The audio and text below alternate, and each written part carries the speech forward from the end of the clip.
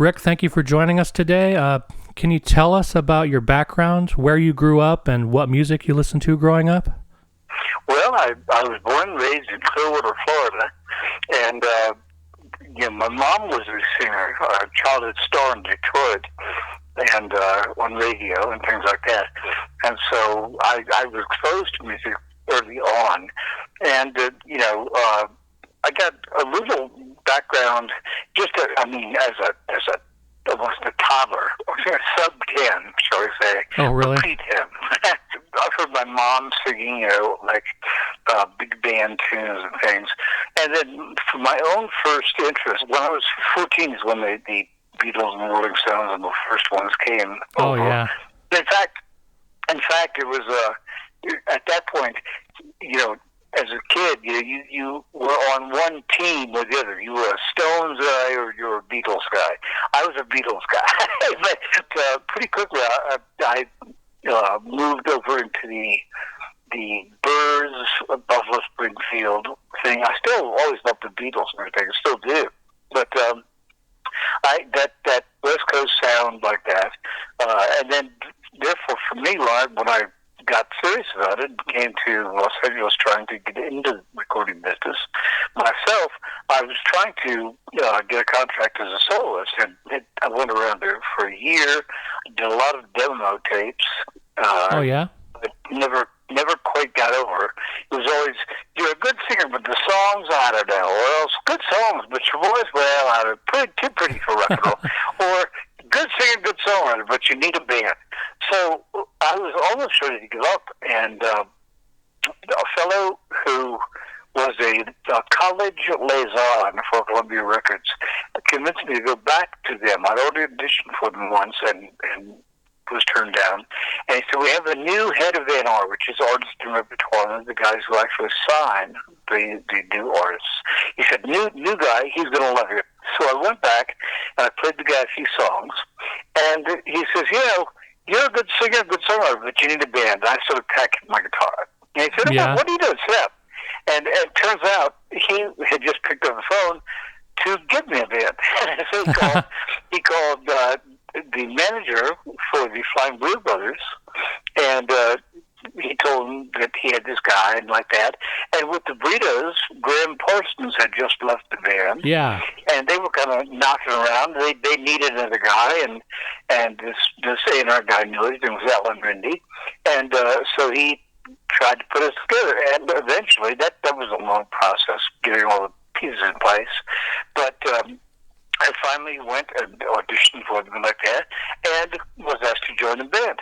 And since the Burritos were a first-generation offshoot from the Birds, it was out of my wildest dreams, Oh, yeah. It was a wonderful thing. So that's kind of how I got at least to point A in my situation. So as far as writing songs and playing the guitar, when did that all start? Like 16 or so, I was playing some in some local bands around Florida. Everybody, in the 60s, I mean, every kid in school was in a band somewhere.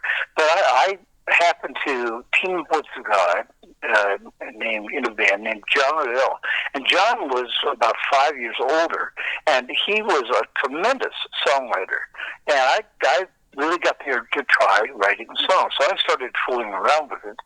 And as I got more serious about doing it, I was trying to pursue that. Unfortunately, my first songwriting attempts,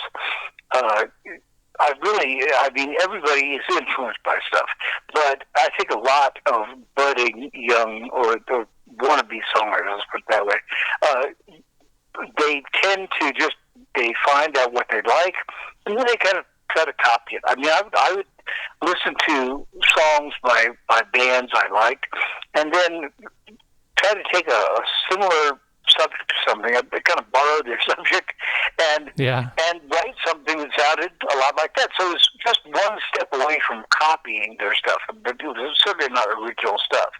And then shortly after I got to LA, I started hearing a whole new level of people. Just the local guys in LA were better than the best of the best in all of the places I've ever lived, which included Washington, D.C. and college at the University of South Carolina, and, just out there in the real world, because all the best from everywhere came to L.A. or they went to New York, some and like that, trying to get into the business.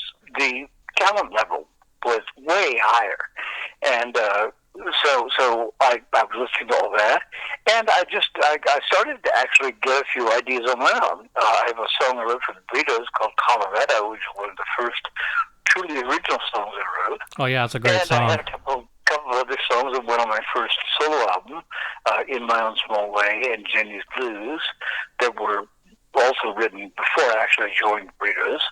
And then when I got into the Burritos, I was getting a little more into my own ground songwriting, but I also got the opportunity right fresh off to co-write with Chris Hillman. He had been co-writing with Graham during the first two albums that they made, and after Graham left, or actually he was asked to leave, the thing is, Chris was searching for a songwriting partner. So we ended up we had 4 songs we wrote together that were on that Blue Reel album, my first record, and I had 3 more of my own songs on there. And so I kind of, went from there. And then after the Burritos, by then I was in full songwriting mode, so I did 2 solo albums, and I have 2 songs on the second one and 1 on the first one that are not my songs, but the other 16 or 17 are. Oh yeah. I had 9 songs first, and so so at that point, in fact, my dream was always to be a songwriter, even as much or more than a singer, because for one thing, songwriting has a little more longevity. Yeah, that's than true. your career as a singer, yeah. Going back to your solo albums, you had Windmills in '72, and then She Is a Song in '73. And I saw that you worked with several of the Eagles on the first album. So what was that like, recording with these guys and working on these albums? It was really neat. With the Eagle guys, first of all, Bernie Ledden came from the Burritos to the Eagles.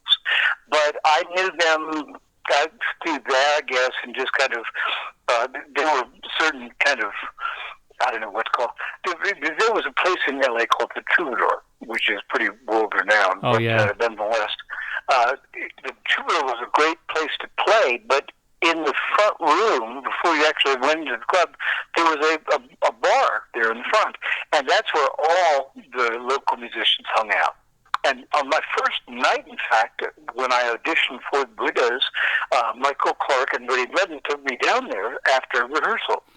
And I'm looking around, I'm seeing Jackson Browne and Joan Mitchell and Linda Ronstadt and all these people I'd previously only seen on record covers. Wow.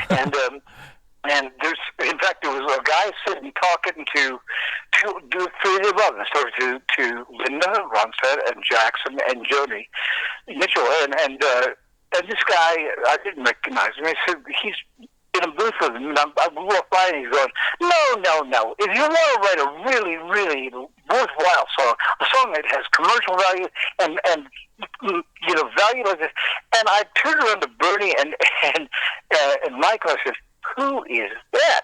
The guy's telling Joan Mitchell and Jackson Browne how to write songs. And I'm going, what? And Bernie turns to me and says, oh, that's Glenn Fry. He's a band called Long Range Cutting with Soul. And he thinks he's, God's gift.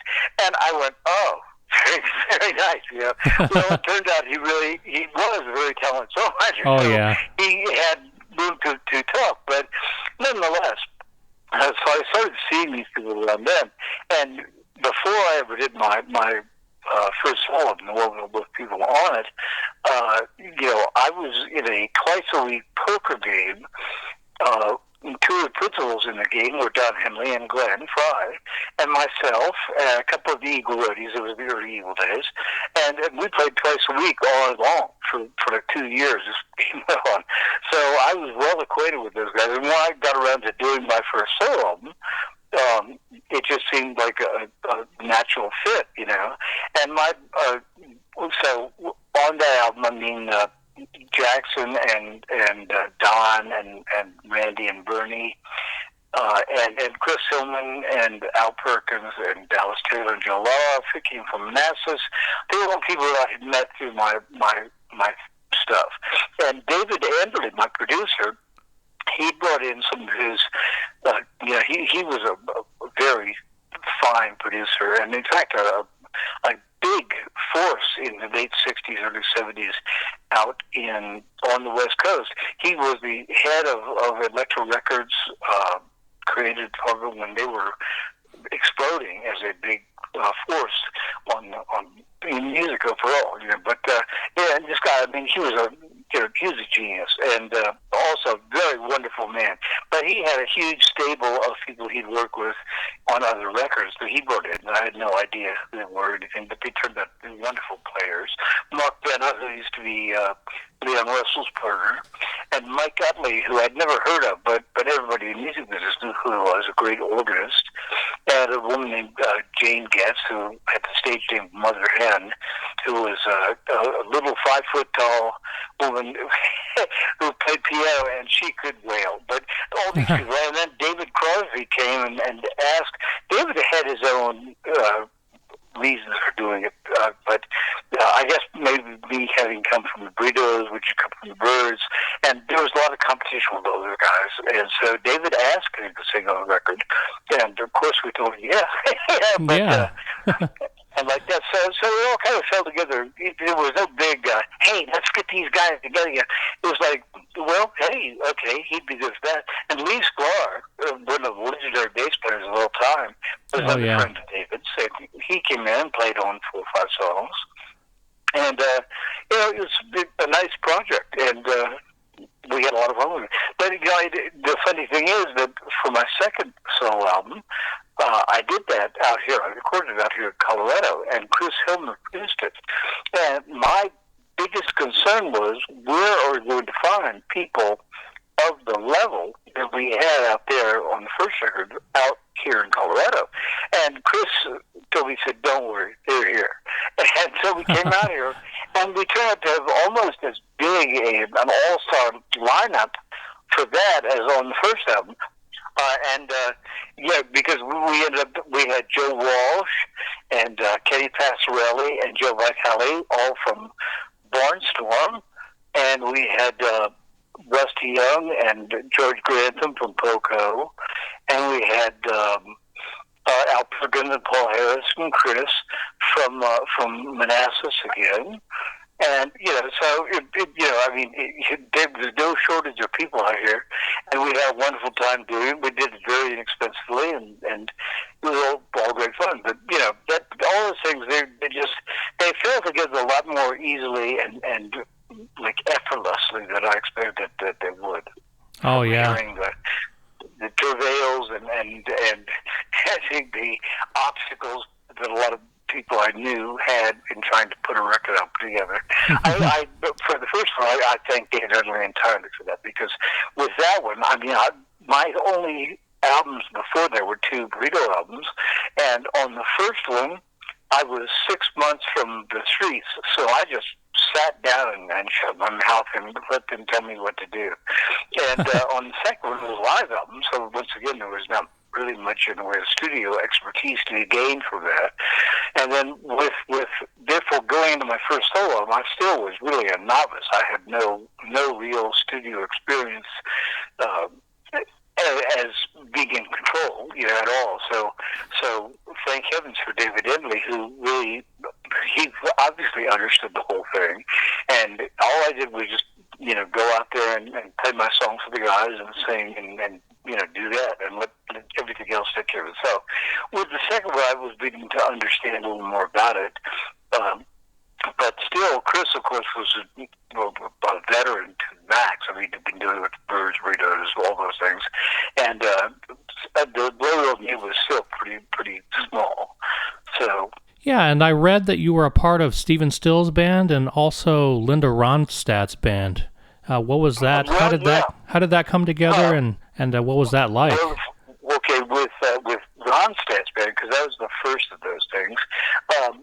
She recorded my song Colorado, Yeah. And I played acoustic guitar on the track in the studio, and sang a harmony, which I don't think they used on the actual record. But nevertheless, we had a nice time doing it. And Linda said, "Hey, now that you're a soloist, your schedule's a little looser, I guess. How would you like to come out on tour with me?" So I said, "Sure, I'd love to." So I went out and did an extended tour with her, and that was extended. That was about a month and a half. And that happened, I think, 1972. Yeah. And with Stephen Stills, the thing is that I had put Firefall together in 1974, and we had not yet gotten a contract.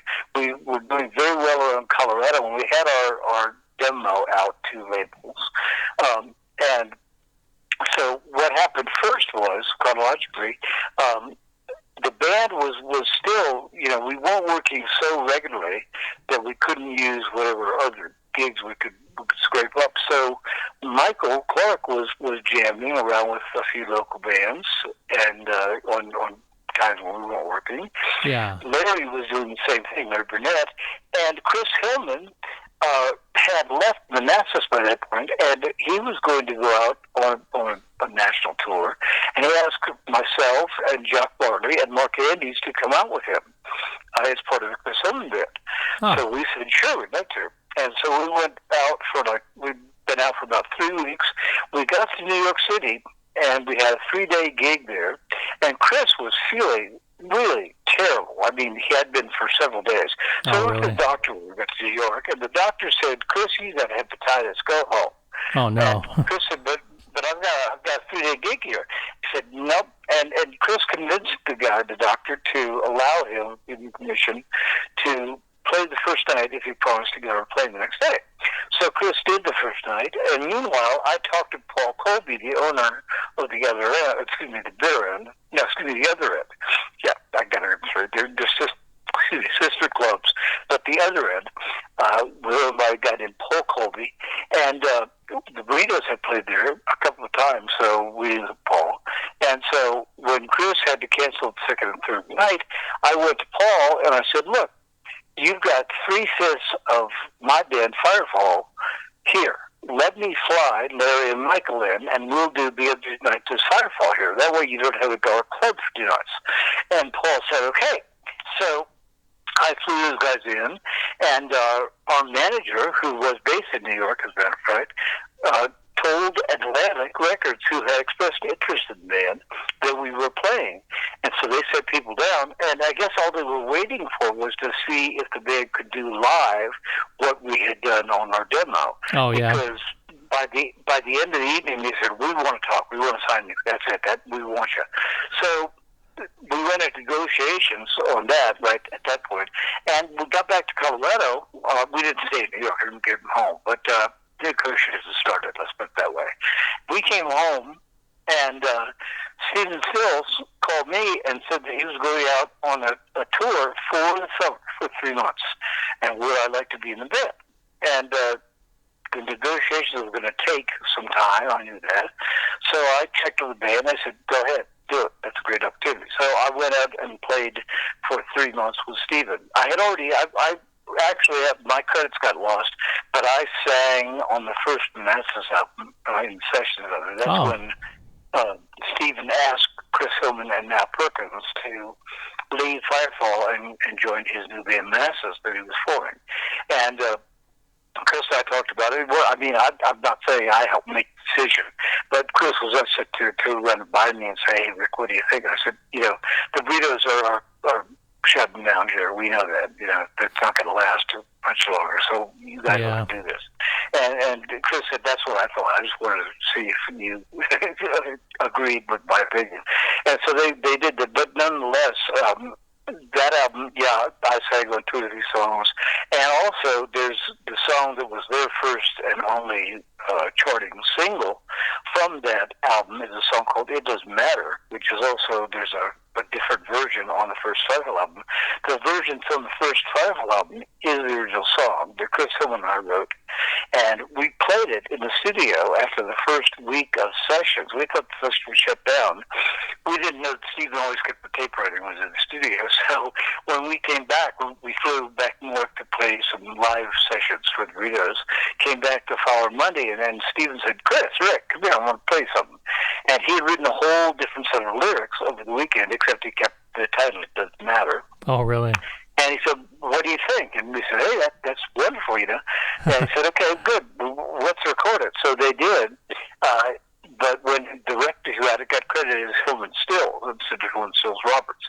So I'm not saying Stephen tried to rip me off or anything, but because there was a lot of confusion. I don't know how hard he tried to find out if Chris wrote it alone or if Chris had wrote it together, whatever. But nonetheless, my credit got lost. So just kind of a mistake, I guess. Yeah. Well, I mean, I bear no ill will because, in fact, my first and still my major publishing catalog is with Stephen Still's Music. I signed that contract well after that whole thing came down with It Doesn't Matter. So, I gave him the benefit of the doubt and said it was, a mistake. But, so whatever. I mean, they were just forming that band. Firefall was just, Burrito Brothers were just breaking up.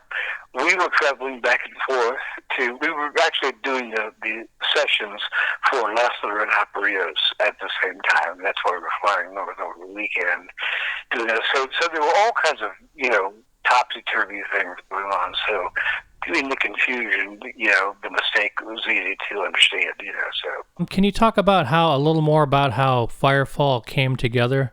Like, how did that initially start? Well, after my second solo album, by that point, I cut that album in Colorado, and I'd come through here on my way to LA the first time in 1969, and I loved it. And after I had left the Burritos, being solo, I wasn't obligated to be living anywhere. I'm doing no chains whatsoever. And so when I came back here to cut the second album, I was pretty much tired of Los Angeles anyway. I'd been there for like 4 years or whatever. And so when I came back here, I stayed. And my second solo album, She's a Song, did not ever even have a passing acquaintance with the charts in hand. Yeah. And after two commercially successful efforts, A&M, they were going to drop me, and they did, in fact. And so, having had the first-time experience of being told, good singer, good songwriter, but you need a band, I figured I'd get a band. So I started looking around, and I was still doing a fair amount of touring as a soloist. And the first thing that happened was I was in New York, and the nights before I was to play at the same place, it was Max's Kansas City, in fact, in New York City, and Graham Parsons and Emmylou Harris and the Fallen Angels, excuse me, were playing there. So I wanted to hear how they sounded. As a matter of fact, it's a whole other story, but the idea of Emmylou and Graham being together is the direct result of Chris Hill and I discovering Emmylou. And I say discovering. She had a solo album on, I think, Globe Records in like 1966 or something. But it was, a million albums out there, and it was never anything. And she was playing around little clubs in D.C. The thing is, the Burritos went into D.C. to play at the Cellar Door, and after our show, Chris and I were sitting in the club itself, and we were talking about what we could do to spruce up or to spark up the band a bit, to get some new energy. And Chris suggested, well, we could get a woman singer. What about that? And, hey, that was me. And, we discussed the idea of maybe asking Linda Ronstadt, and thought, nah, she'd never do it. And I actually, coincidentally, I talked to Linda later, and she had not become a big star yet. And she said, you might have jumped through that in a minute, but that's neither here nor there. Anyway, I had lived in D.C. for a while, and a guy, after hearing Chris and me talking, um, he came up to me after Chris had got up and left. He said, "Were you serious about a woman singer?" I said, "Well, it's something to think about for sure." He said, "Look, there's somebody you got to hear." So he sent me to a little club in the D.C. on P Street 23rd is where it was. But he sent me over, and I went in, and it was Emily Lou, and she was wonderful. Wow. And I got on the phone, and I called the hotel. I said, "Chris, get down here. You got to hear this one." And so he came down, and he loved her too. And we asked her if she sat in with us next 2 nights at the Silver Door for parlor sets. And from there, we went to North Carolina, where we were going to meet up with Graham. He wanted to come back and hear what the band sounded like without him, and I guess wanted to hear me too and see what the new guy sounded like. Well, so he came to Davidson College where we were playing, and did the show with us. And all night long, all we could talk about was this wonderful woman singer we heard in D.C. And boy, we were thinking we might want to pursue adding her to a band or something, and all this stuff. And Graham had a great time. We had a great time doing it. And he asked me to come with us to our next show up in Baltimore, which was the last show of our tour, and do it again. And so we said, sure. So he came with us to Baltimore. Now, from Baltimore, we flew back to L.A., and from Baltimore to Washington, it's like 30 miles. So Graham drove down to D.C. and then heard him do and asked her to join him on the spot. So, to get back to the story of Firefall, that's how that came about. And I wanted to hear what they had with him and do all that stuff. So I went to see the show, and their guitar player was Jock Bartley. Well, I'll tell you the truth. I liked the band. Emily and Graham sounded great together.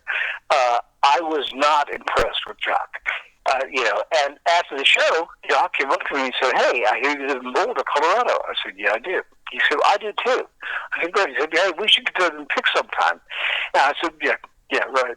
But it was not, as I said, I had not been impressed with his playing at all. Well, as it turns out, country music was not Graham, or not Jock's strong suit.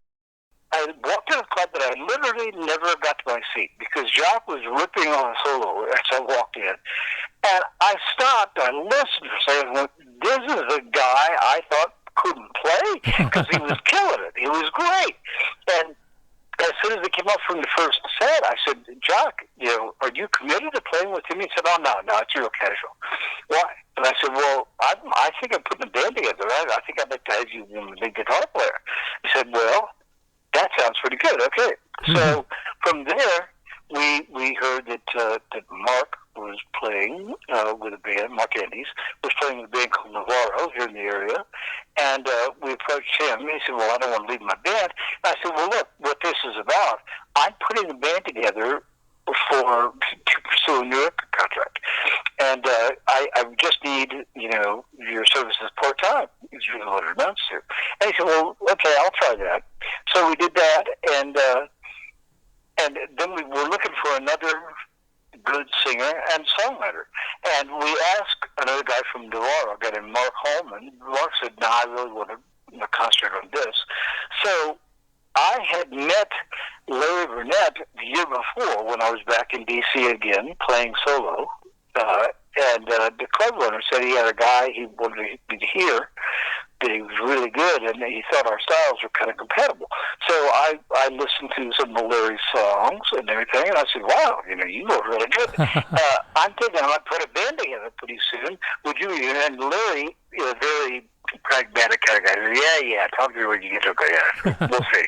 Yeah, so he gave me a tape, and in that tape is the song Cinderella, among others. Oh, so yeah. I played the tape for Jock and Mark, and they said, "Get out here." So I called Larry and asked him if he'd like to come out, and he said, "Well, yeah, I'm going to court tomorrow for sentencing on a second felony drug conviction, so I don't know if I'll be able to." And I said, "Well," he said, "Look, send me the ticket. If I walk out of the court, I'll get on the plane the next day." And so I sent him the ticket. His lawyer took it into court with him. And when the judge went to sentence Larry, lawyer holds up my 2 solo albums and the ticket. He says, look, he's offered gainful employment playing music. And most of all, I heard he waves the ticket. He says, I'm not going to be in this area. And the judge said, set and suspended. And Larry Adler playing and came out. So now all we needed was a drummer. We went through a couple local drummers. And then I got a phone call from Michael Clark, who was up in Tacoma, Washington, having come back from an extended stay in Hawaii. And he said, look, I need a band. You know, anybody was looking. I said, funny thing you should ask. I got a band, and the band was Rick Roberts and Firefall at that point. Yeah. And so we sent some tapes around to labels, and when the one that had been most interested decided to take a pass, the band lost its purpose for being together. But it was really bad. And I said, guys, I got an idea. Why don't we drop the Rick Roberts? We'll just make it Firefall, and we'll approach it again just as a band. And that's how the band was formed. Wow. And the only other ingredient was that just prior to going out with Stephen Stills, I thought the band still needed something extra, yeah.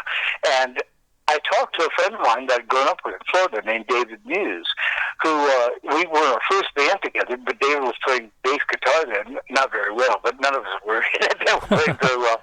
But nonetheless, I understood that David had taken up sax and flute, and I really liked the idea of a sax player in the band. And so I called David, and I said, look, what do you think about this? And he thought it was cool. I said, well, let me talk to the guys in the band. And then the Stephen Stills thing came up, and I didn't actually get to talk to them about it. But David took it upon himself to get out to Colorado during the summer.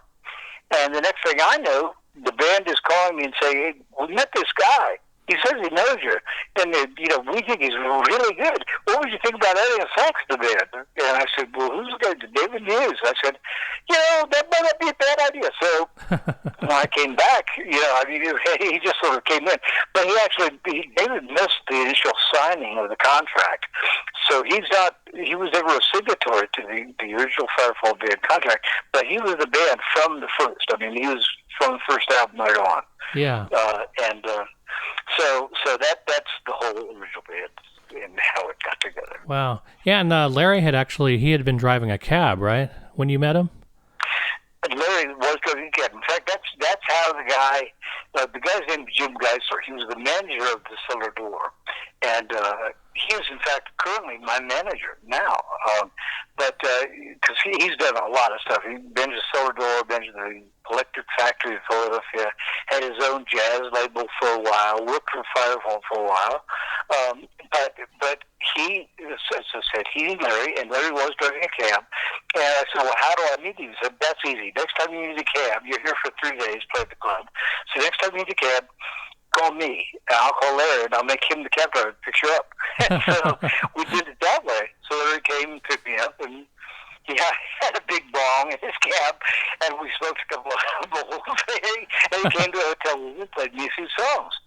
And that's what I said, you're really good. And he gave me a tape, and I told you what I said, yeah. With Larry being the other songwriter in the group, was there tension? What was that relationship like? Well, there was a lot of tension, but it was not on account of the songwriting. In fact, as I said, I like having more than one songwriter in the band. Yeah. Because it gives you 2 different dimensions, and if the 2 writers' styles fit together to form a cohesive sound for the band, that is the ultimately good thing. And Larry's and mine did. That's why Geisler thought it might be good to get us together. We both played in the same tunings and kind of thing. Larry's stuff is a little harder edge than mine. Yeah. And he wrote more rock and roll stuff than I did. But they said we use a particular tuning with your E strings tuned down to D. You being a singer-songwriter would understand this, but it gives them a modal sound to your music. And so Cinderella's written in that, Mexico, Living, You're the Woman, Strange Way. I could go on. There's a lot of songs that have appeared since that were all written with that E's down to D tuning. Yeah. And little thing, because it takes what it does is it takes the third out of the chord. It makes the chord more ones and fives. For all you guitar players who might be listening, But anyway, so it's a stronger sounding chord. Anyway, with that in mind, the tension came from the fact that, and part of this I only found out way after the fact. Larry and I were always at odds about all of the decision-making process and all this. I did a thing when I dropped my name from it. I made a mistake in my game plan because I implicitly made the band a democracy by doing that. Oh, and bands don't do well if somebody's not kind of in the driver's seat. Somebody has to say, okay, we'll do it like this. I mean, it shouldn't be a dictatorship. Whoever is leading the band should be listening to everybody's opinions and make a decision based on that. But somebody should have this say so. And Firefall, I gave that up when I gave it with my name. And as a result, it became kind of a six-headed monster. I mean, we heard six directions at once, many times. Too many cooks in the kitchen. Exactly. Yeah. But for whatever reason, Larry and I seem to be at opposite ends of the spectrum repeatedly. And Larry's a brilliant, brilliant man. And we are good friends, by the way. We talk pretty regularly on the phone and all this stuff. And we even talked about going out of the duo for a little while. But, didn't work out. Too much physical space between Colorado and D.C. where he lives at this stage of our lives. Anyway, the thing is, I didn't find out until much, much later. I mean, as recently as like 5 or 10 years ago.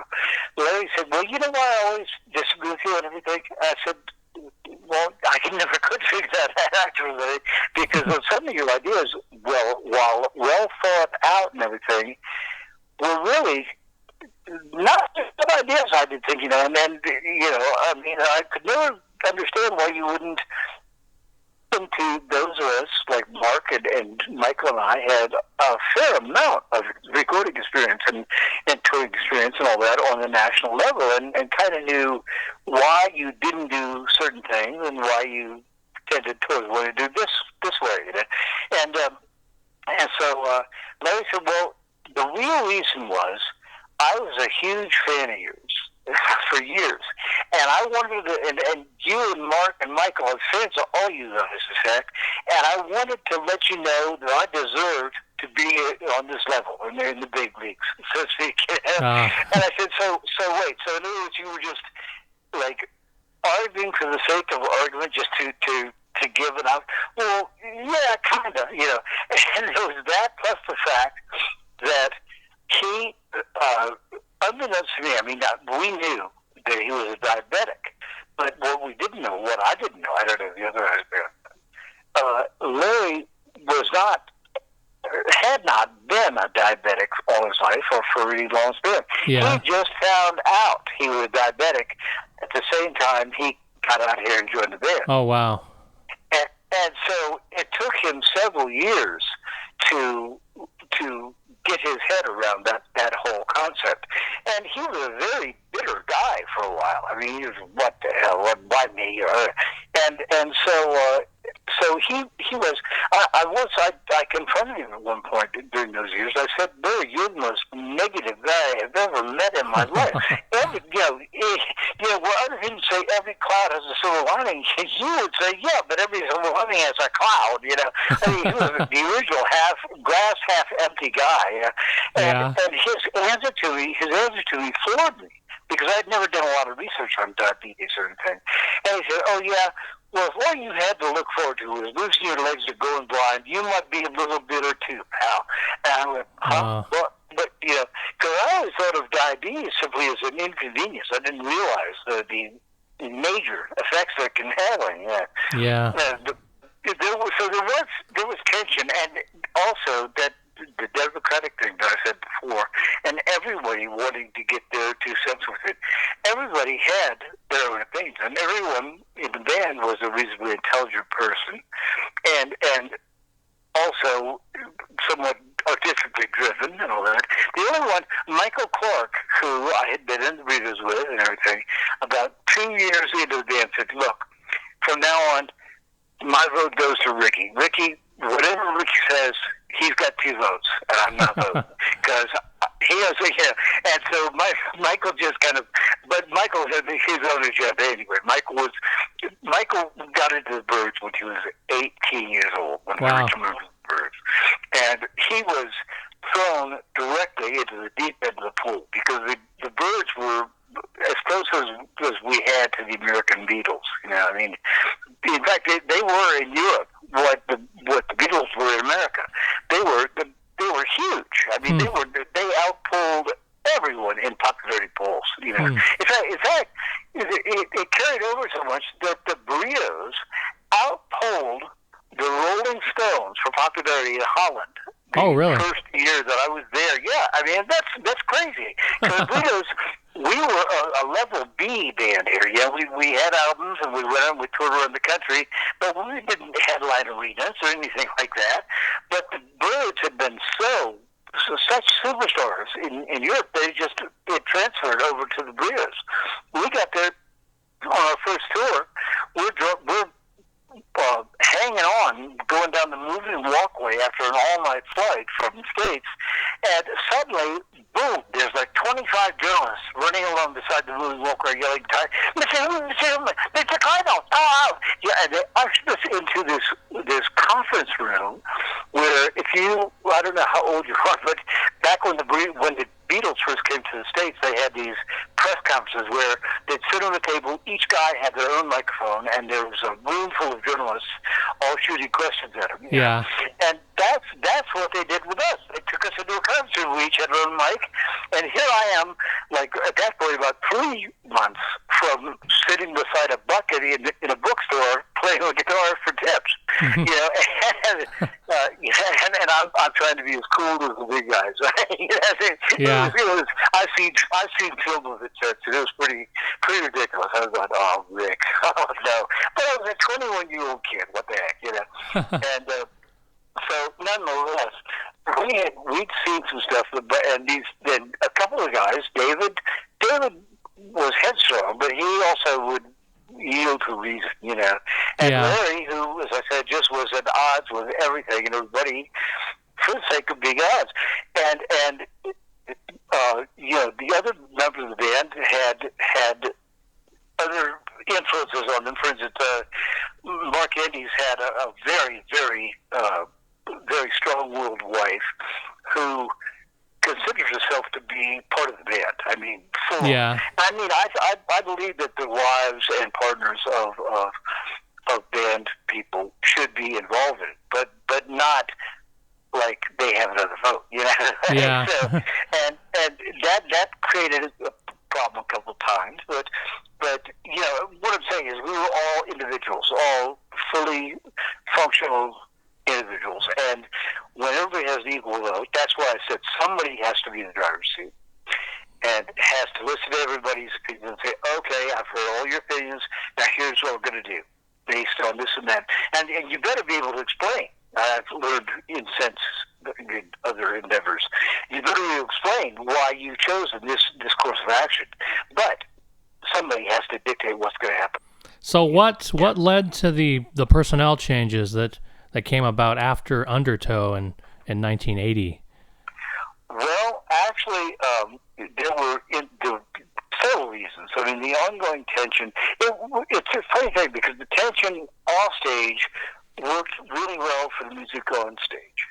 There was a dynamic tension that was created, and in the studio, same way. And I think that shows in the last album. There was no tension. I'll answer your question, by the way, but this first. When we replaced Mark and Michael with Tris Imboden on drums and George Hawkins on bass, those guys were tremendous players. And we lost nothing in expertise or anything, but they were also really nice guys. And they also, it's been my experience that people come into a band later on, walk softly a little bit. So they weren't real strong. It's like, hey, no, we'll do this, So there's that. But as far as why, besides the tension, there were two kind of camps within the band. And that is to say, there were Larry, Michael, and I who were doing a lot of drugs. Yeah. Michael was anything. Michael loved his coke, loved his liquor, all of it. Larry was a heroin addict, Mm. and I was doing mountains of cocaine. Yeah.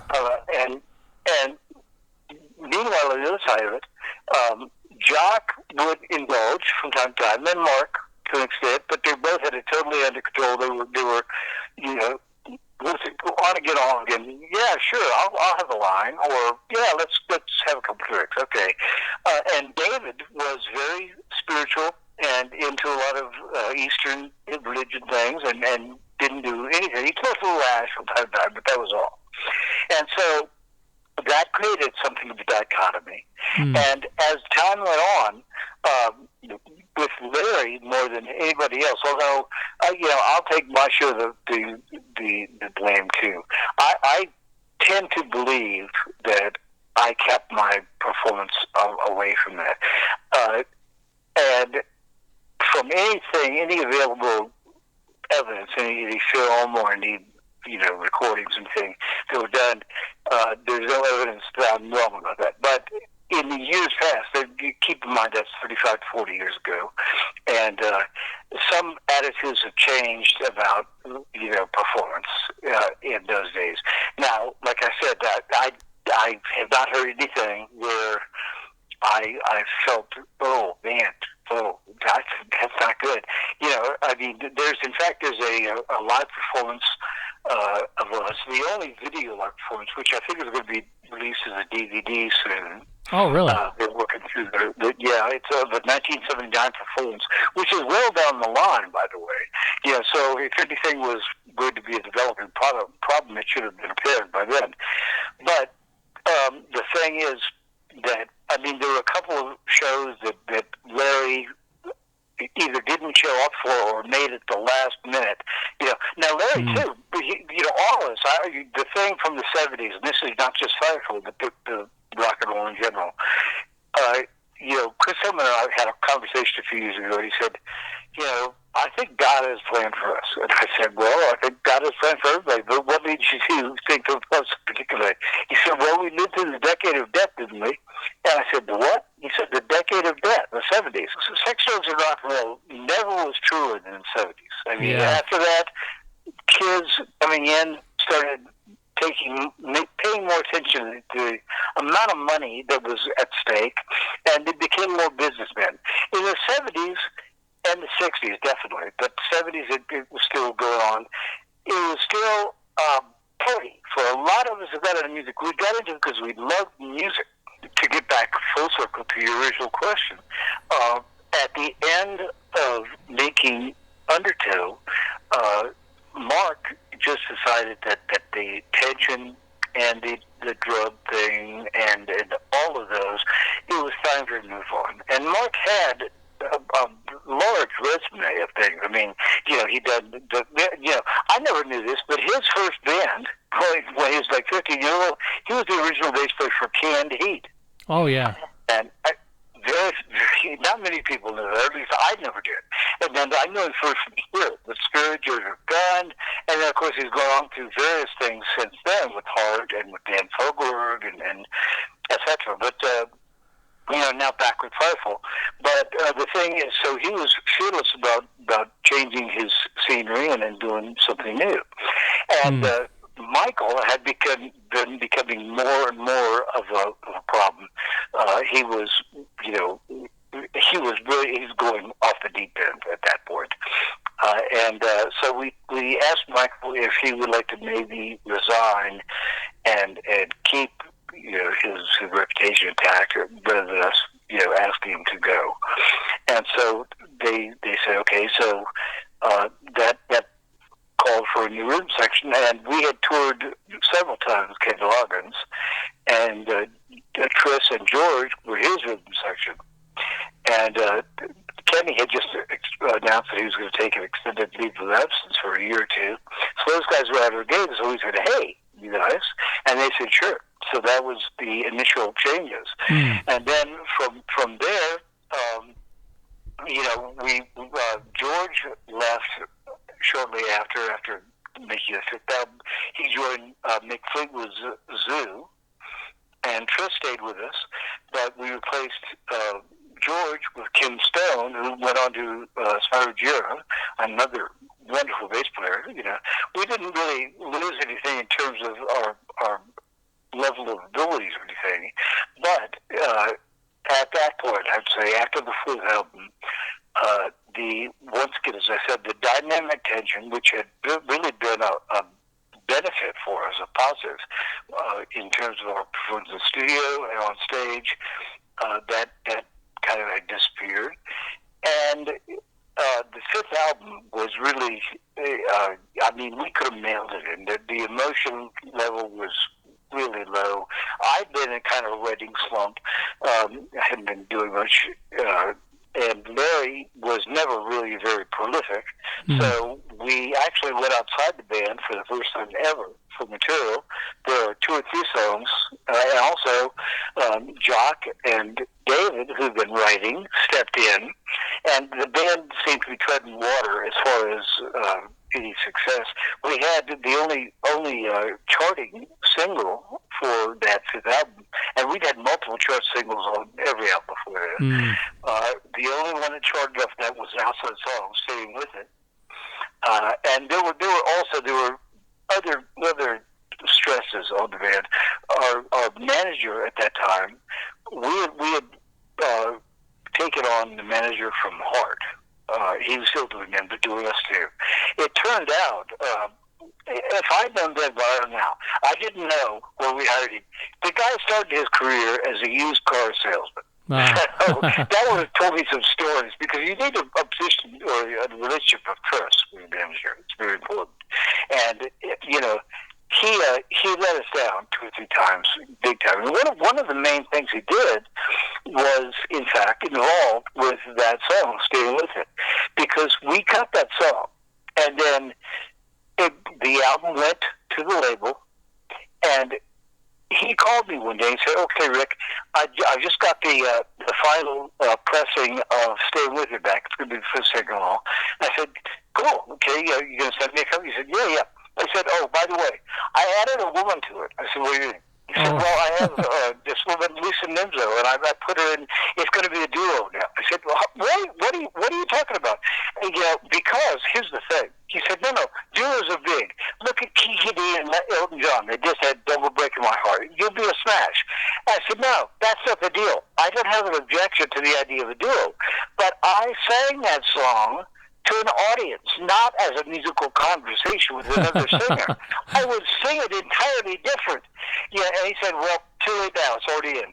I said, "No, and this is not the kind of thing a manager does." And there were 2 or 3 other very, very major things. One concerning money that just all wrong. So the band was operating on really low morale. So at that point, at the end of a tour in the summer of '81, I gave my notice to the band and said, I'm going, and that's it. So the band at that point broke up, but it actually about 6 months later, the label called Jock's lawyer and said, "Look, we know that Rick doesn't want to do this anymore, but there's still a lot of good money to vet up there and various other things, and would Jock like to take it on?" So Jock called me and asked if I would sell him the name, which I found out later I really didn't have legal permission to do, because the band formed as a partnership, which gave everybody equal rights. I thought since I brought the name to the band, that I could sell it. Anyway, and so Jock kindled the band, and you talked about personnel changes.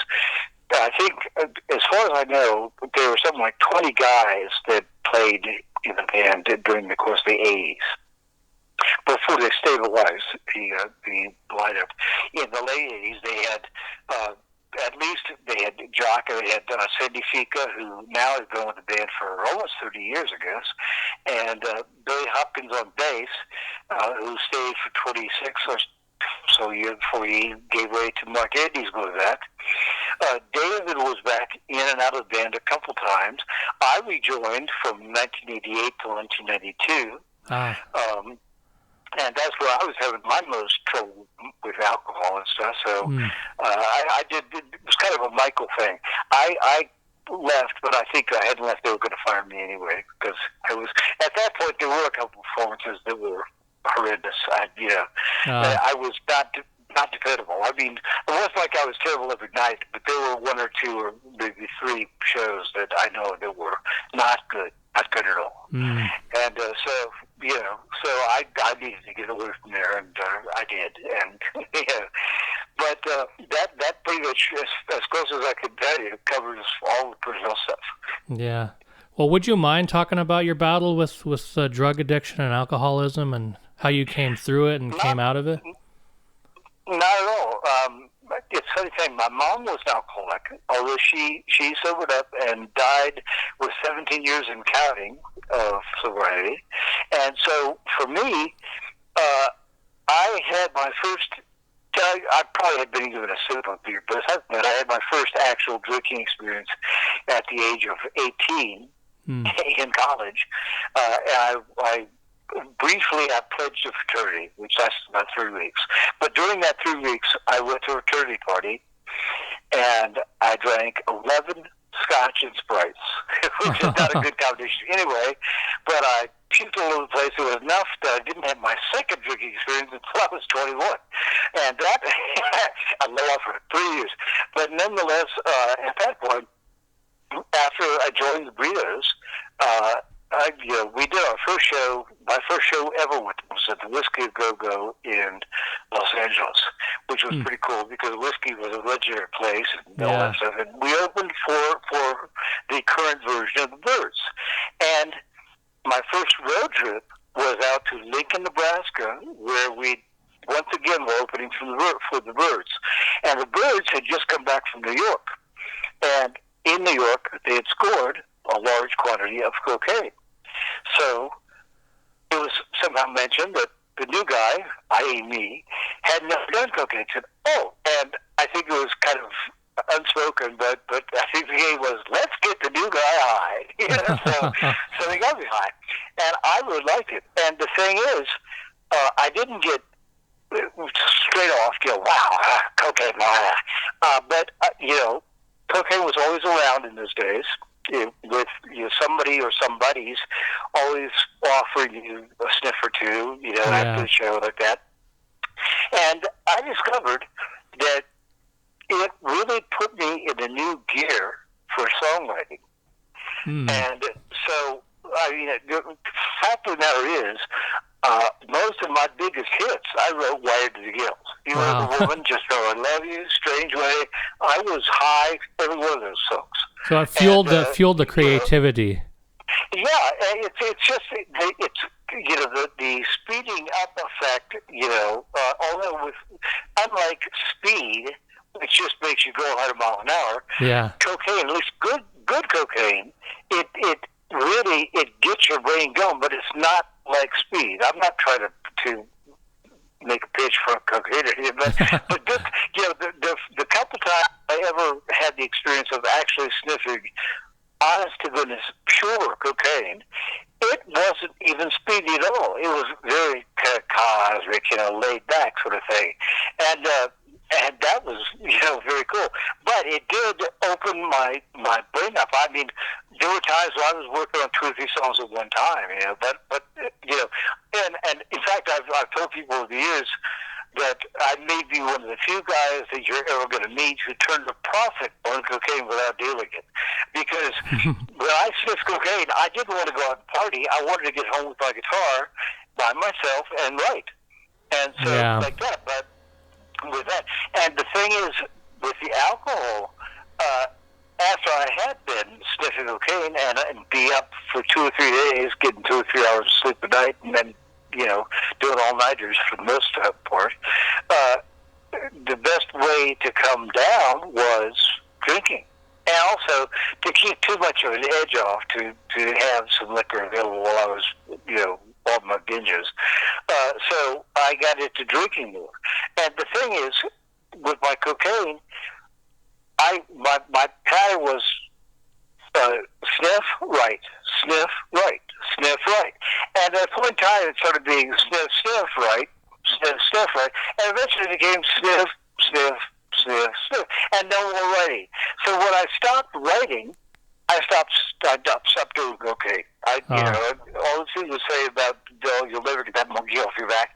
Well, I did. I didn't have a problem. I just stopped because it wasn't serving the purpose for me that it had served. But I didn't stop drinking. At the same time, I kept on drinking.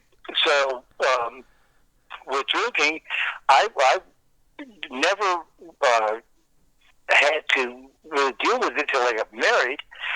My wife is a recovering alcoholic. She already, when I met her, had like about 8 years of sobriety. Yeah. And so, more than that, actually, much more than that, because she's 30 years sober now, and I'm 10. So, anyway, the thing is, she, having been through the whole thing herself, she understood that she couldn't force me or talk me into or convince me, anything like that, to stop drinking, but I was going to have to do it myself. So she made it clear to me that she disapproved, and she wouldn't enable me or anything like that, but she had confidence that sooner or later I was going to wake up to the thing. And by the way, not to backtrack, but I talked about the 70s and the decade of death. The deal is ultimately my conversation with Hillman, we discovered that for most all of our peers that had been doing a lot of drugs and alcohol or whatever, they ended up two ways. They got straight or they got dead. And those are the two ultimate outcomes. So for me, I didn't really hit a wall, if you will, until the early 2000s. And, up until then, I was keeping my drinking pretty much under control as being a functional alcoholic, as they say. And at that point, I wasn't doing much of anything. I was just hanging around. My royalties checks were still coming in, so I didn't have to go find a day job, which is a good thing, because since I got really into music at the age of 18, I have no marketable skills besides flipping burgers, which I'm not really interested in doing. But, so the thing is, I went to several treatment programs, probably 7 or 8 at one point or another. And,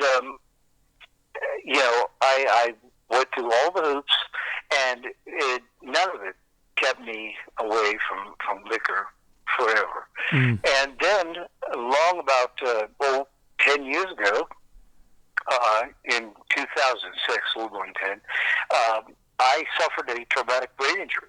It wasn't from drinking. It was totally divorced from that. I got my feet caught in a rug and hit my forehead in the corner of a kitchen island. And I was totally sober, but it was a subdural hematoma, a brain hemorrhage, basically. Wow. And I lost my ability to walk for a year and a half.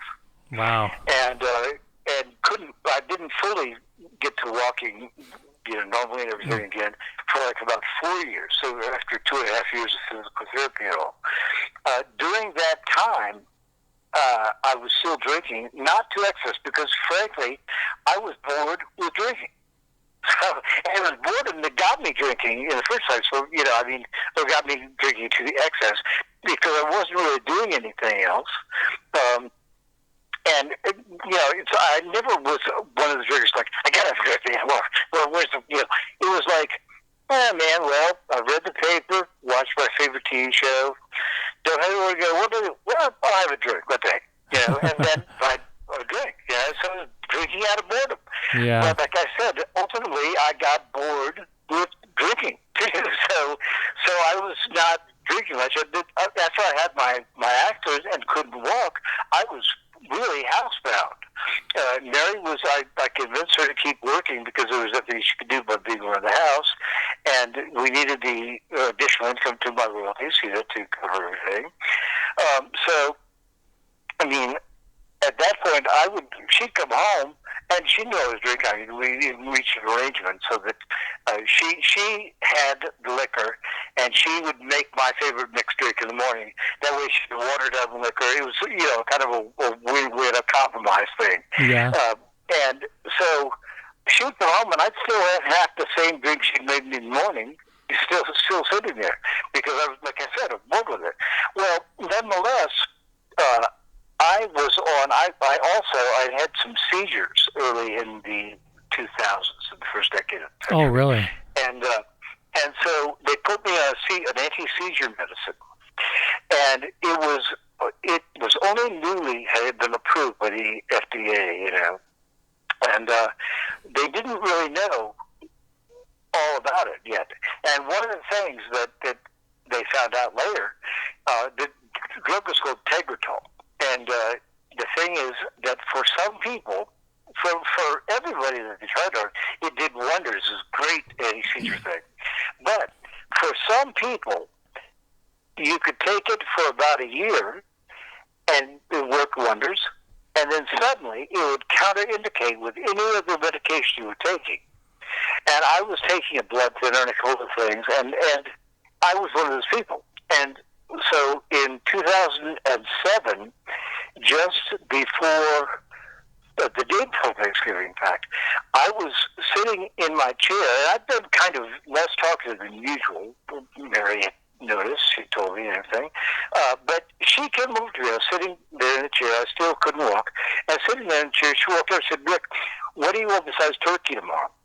And I looked up at her and went back to watch TV. Didn't answer at all. Yeah. And she said, "Rick, really?" I said, I looked up at her again, went back to TV, nothing.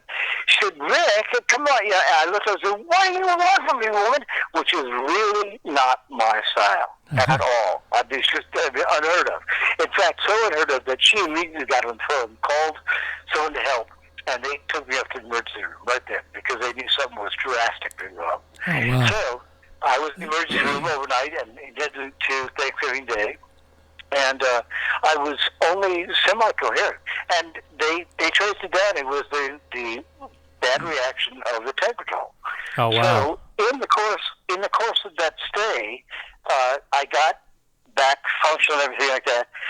Still couldn't walk, of course, but they came in and they wouldn't cut me loose. So I asked the doctor why. He said, "Well, you have a large amount of ammonia in your bloodstream, and we want to figure out what that's about." So he brought a friend of his, a gastroenterologist, in, and the gastroenterologist said, "You drink a lot, don't you?" And I said, "Well, not as much as I used to." He said, "How much did you say?" I said, "A lot." He said, "Okay, we're going to do some tests." So he came back with a test. He said, "Hey, let me tell you what, you've got about 10% of your liver working, so you can never drink again." I said, Oh, wow. "Okay." And being bored, it was not a big deal. I said, "Okay." And he said, "No, really, I mean, you can never drink again." I said, "Okay." He said, "Do you understand what I said?" "Yeah, I can never drink again." "So you said you had some heavy disorders." "Yeah," and he shook his head and walked out. And he doesn't get it. But I did get it. It just wasn't a big deal. So that was the last drink. The last drink I ever had was before I went to the hospital in November of 2007. Wow. Yeah. So the seizures were a result of the brain injury that you had? Well, no, the seizures were first. So I think it was a direct result of the drinking. Mm. So anyway, all that is all long behind me, and I'm, happy, healthy guy. Oh, good. Yeah. So what advice would you give others going through these same battles, and what would you tell them? Well, I would say, it's funny, when I went to the programs I went to, one of the differences between me and anybody else there is that we all had good intentions. I went to this program with the intention of putting aside liquor. The difference is that the good programs they prepare you for how to deal with your life without the element of alcohol in it.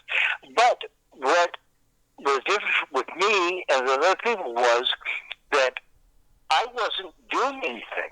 I had no motivation. No motivation is the wrong word. I didn't have a job I was going back to. I didn't have a structured life. My life was totally free-flowing. And with that, the board inspector was sure to fit in. It did. So I'd be sober for 2 or 3 months, 4 months after these programs, and then one day I said, "I'm not having a drink." Yeah, there was nothing to to deter me. There was nothing to say, hey, I got work tomorrow. I can't do this, whatever. And so I would say, listen, if you go to a program. Alcoholics Anonymous works for almost everybody as a program. For me, that's another thing. There are a few people that's not a good program for, simply because, for me, I never felt more like a drink than after an Alcoholics Anonymous meeting. I'd walk in and hear all these people say, oh, well, my body's so bad. And I go, oh, gee, where's the nearest bar? Yeah, and the thing is, most people find a lot in common with the other people there. They find certain things happening. For me, one of the other elements that was off the wall. Well, I'm giving you all this background because I'm going to say that the best advice I can give is kind of secondhand, because the way my thing with alcohol went was kind of a little out of the ordinary, or just unusual. Although I'm not saying that everybody else is the same, but everybody has a usual thing. It's just that mine just didn't follow any of the rules, is what I'm saying. I mean, okay, a lot of people have no job, but they also have no income. I mean, my royalties net me like middle class living. Yeah. I mean, so I didn't. It wasn't that. I mean, if I had no income, yeah, I would have gone on the flip burger. I would have done whatever I had to do to survive. Absolutely, but I didn't have to. So that makes it an unusual situation in and of itself. Yeah. And not only a middle class lifestyle of not have to do anything, but I had disposable or discretionary income to support my alcohol. I mean, so it was a double whammy. Yeah. So in other words, my first hit experience, and not only that, and I even describe this in one of my books. I've got 2 books out. One is called Song Stories, and it's about my music itself, without going into a long thing. But it's lyrics of about 54 of my songs, and then a relevant story about what song was written about, or what inspired it, or something that happened, whatever. Yeah. And there's 2 of each chapters of road anecdotes and like that. The second book is called Lame Brain, and that's about my battle with my injury and my alcoholism. Yeah. And as I say in the book about it, I wouldn't advise anyone to follow my method for stopping, because, first of all, if I hadn't had, what it was, after all those programs didn't work, it was the accident of having the contraindicative medication, going in for treatment of that, and there finding out, because in my life, knowing I was drinking, my primary care physician tell me on a regular basis, you got to stop drinking. If you don't stop drinking, you're gonna die. And we did these blood draws every 6 months. I insisted on having those, and the results would come back. And I'd say, okay, Dr. Lewis, how do I do it? How's my liver? It's fine. And the goodness teeth, he said he hated telling me that, but there was no evidence. But the thing is, I found out when they did these other tests at the hospital, that unless they're specifically doing certain tests for alcoholism, that it flies out of the radar. So I would have gone merrily along right into my grave. So anyway, if I hadn't had the seizures, been on the medication I was on, and gone to the hospital for a different thing, there were all these unlikely circumstances that coalesced into the right thing at the right time for me to find out, because otherwise I wouldn't have. And I was going on thinking, hey, this is great. I'm getting away with it. My liver's fine. And not know I had 10% of it working. So it all came together in just the proper way. So it's not, if everybody who wanted to stop drinking waited for my circumstances, we'd have a lot more deaths from it. I would say that if it's AA or whatever, second piece of advice is find something else you like better. It can be love, and a lot of people say, well, I'm in love, and that never stopped me. That's not exactly true, because here's the way that came to me. I was at my doctor's office, the one who hated my drinking, and, I said to him, look, David, I said, David, I know Mary does like my drinking. I'd love Mary. I'd do anything in the world for him. But I just keep on drinking away from her. And he said, "You're a liar." I said, "Excuse me?" He said, "You're a liar." I said, "What do you mean?" He said, "You don't love her more than anything in the world. You love your bills more. If you loved her more, you would be drinking." Huh. And he was right. He was right. But there's also a little tricky part there, because if you're drinking and you think you love somebody, it shouldn't be a matter of, well, I'm going to have to deny myself drinking because so and so doesn't look at it, it hurts them. No, it's a little more fundamental emotion than that. The thing is that if you're doing something that hurts someone that you truly love, then you don't want to do something that hurts them. Just like, I know hitting you in the face hurts you, so I'm not going to hit you. I'm denying myself hitting you in the face. I don't want to hit you in the face. I don't want to hit in the face somebody I love. And it's the same thing with alcohol. That's a second thing. And the third thing is, if you go to a treatment program, like I did so many of them, they give you really, really valuable information. And if you try to act on it, I had one program I went to, they said important things, little things, like they said just change the way that you do certain things, simple things.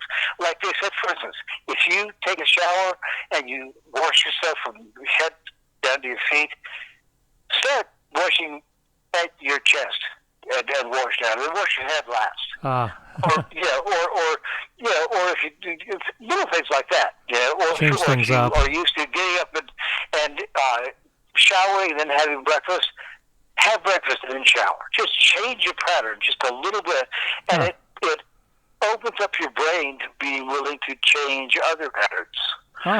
And those things you have to do.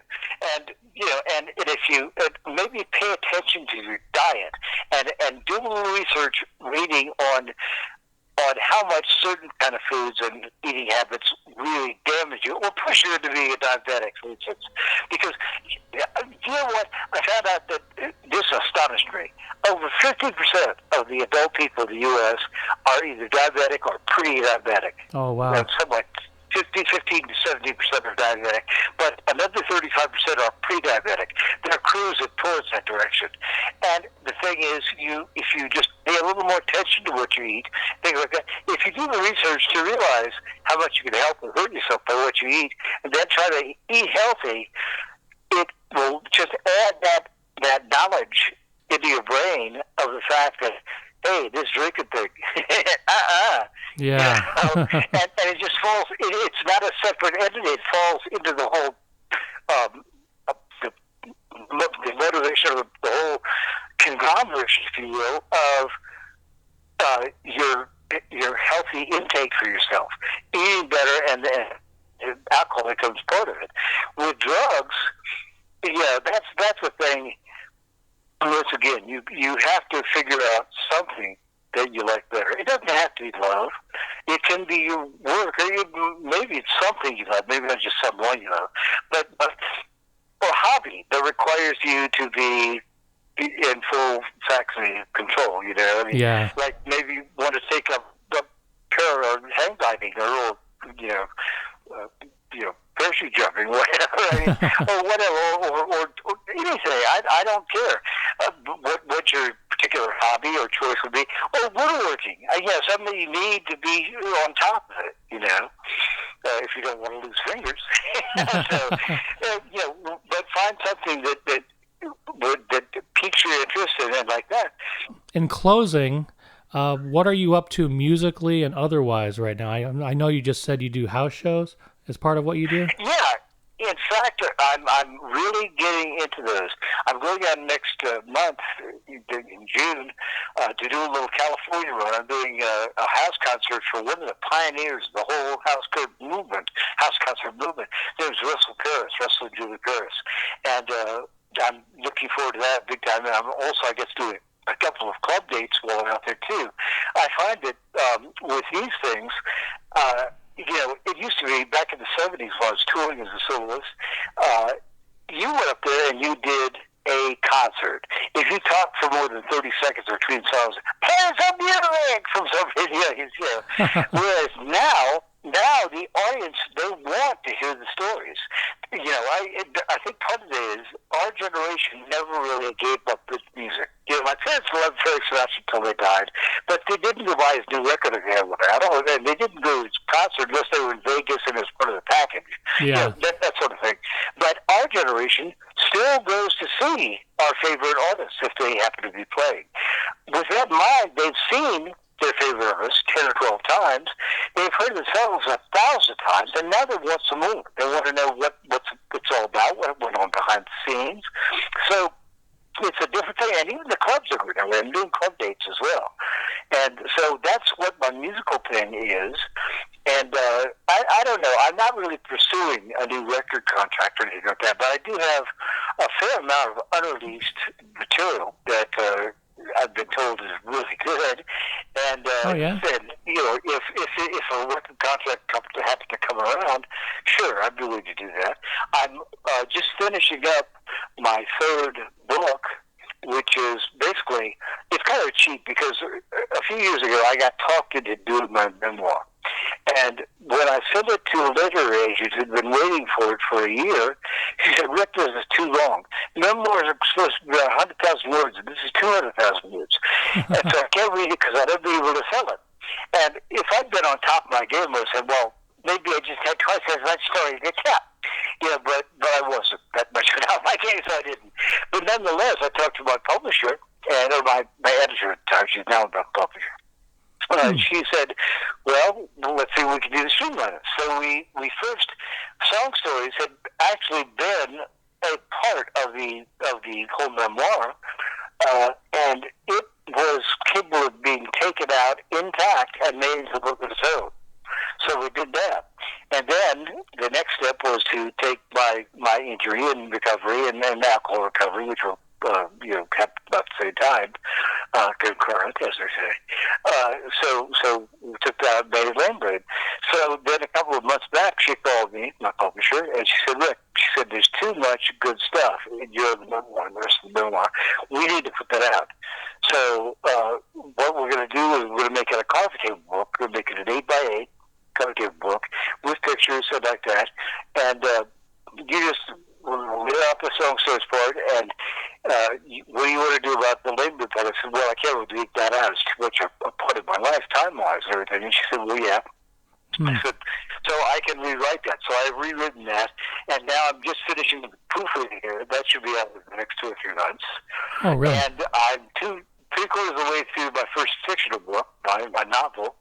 And there, in fact, we are discussing making that into a TV series already, which is kind of neat because if they do that, I don't have to finish it. Yeah, they do that. I don't have to finish it because TV shows just go on all the episodes, and so which is good because I don't really know how I'm going to finish it yet if I don't get that. So anyway, I'm doing a bunch of things. So when is the book expected to be out, or your memoir? Well, the first and the second are out already. They're available on Amazon, and now that my editor has become a publishing firm, they will soon be available in bookstores, in Barnes & Noble and bookstores like that. And the third one, which will be called "And It'll Be All Right," and the subtitle is "The Rest of the Story," that should be out by the end of summer, I would think. Oh, cool. Yeah, it's been great. Thank you very much for doing this. I really appreciate it. Okay, Tom. Thank you very much.